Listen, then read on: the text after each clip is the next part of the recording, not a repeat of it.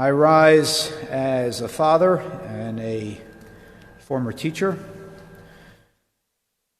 to recognize February 15th, which of course now has passed, as Love is Love Day in Pennsylvania, pursuant to a resolution that I offered last year and I'm offering again this year. Regrettably, last year it was not brought to the floor because there was an objection to it. I don't know that it will be brought to the floor this year, but nonetheless I stand because I think it's important to stand on behalf of our LGBTQ youth across the Commonwealth of Pennsylvania. Adolescence is a difficult time in anyone's life. There are a few of us, I think, who would choose, if we were given the choice, to go back to those years. But it's even harder for LGBTQ youth.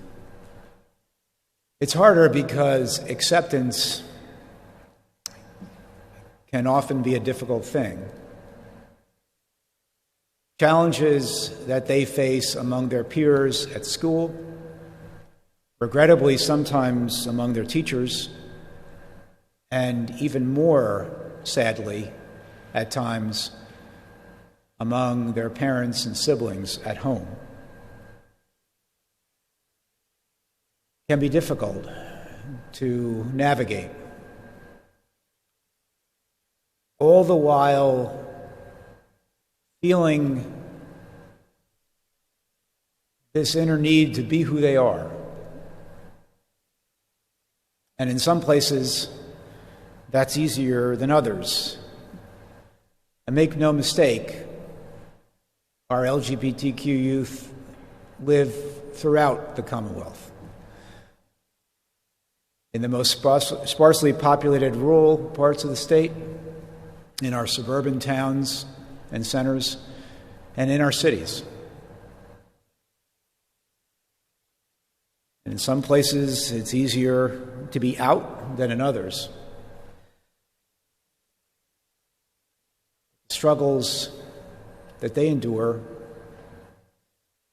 even in those places where the community is more accepting, can be significant.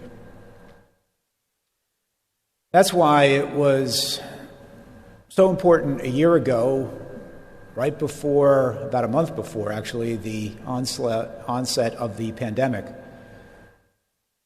that the Rainbow Room in Doylestown, an organization that was begun over 20 years ago with the help of Planned Parenthood to be a safe and accepting place for LGBTQ youth, and which has since then thrived with generations of kids coming and hanging out with each other and having great programming,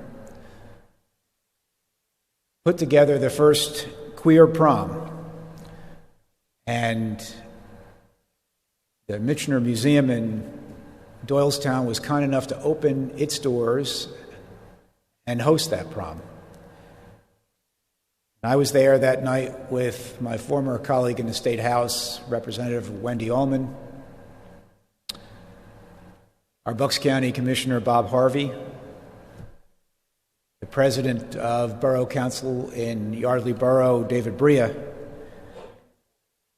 and over 100 kids, including our youngest son, Johnny, who were all there to experience one of the nights of their lives, a night where they could hang out with their friends, be together, and feel like they belonged.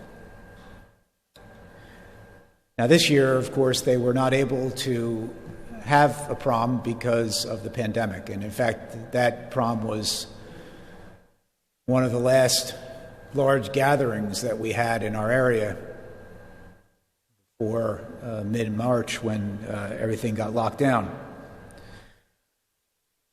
But we can hope that a year from now, things will be back to some level of normalcy and they'll be able to do it again. But in the meantime,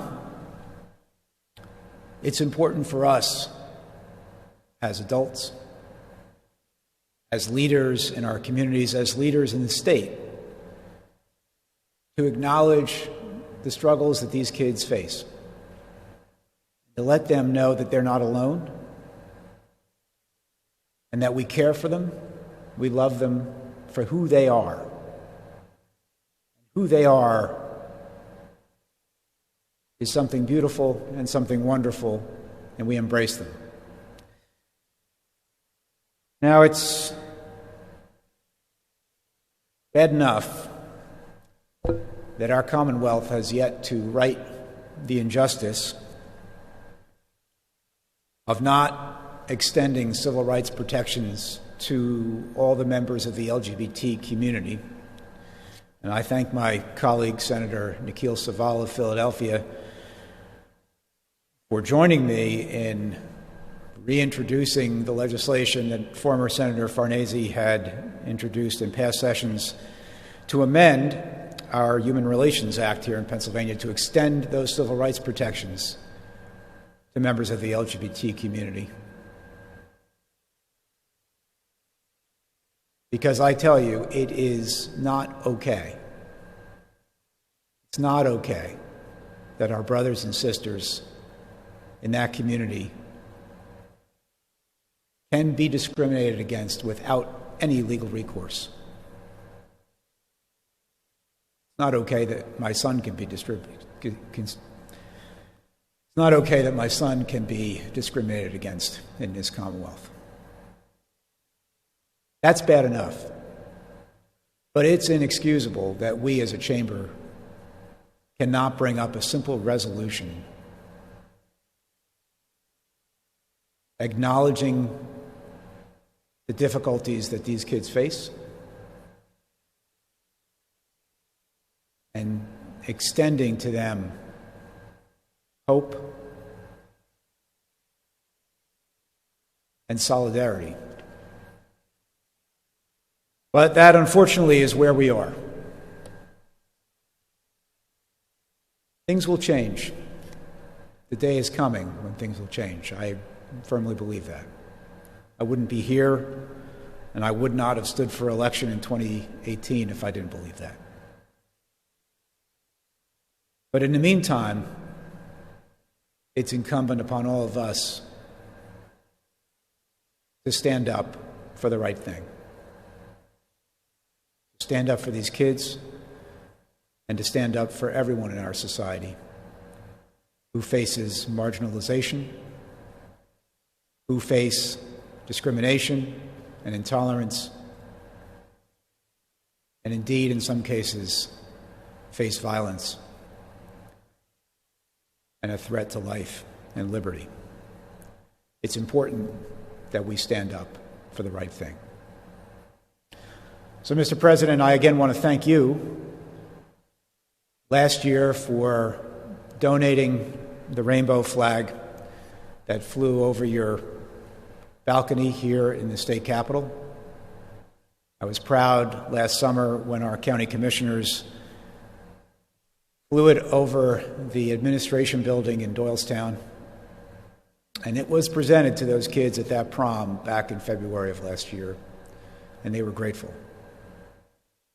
Grateful for the acknowledgement, and grateful for the knowledge that there were at least some of us who were willing to stand up for them as human beings and as cherished members of our greater family here in Pennsylvania. Thank you, Mr. President.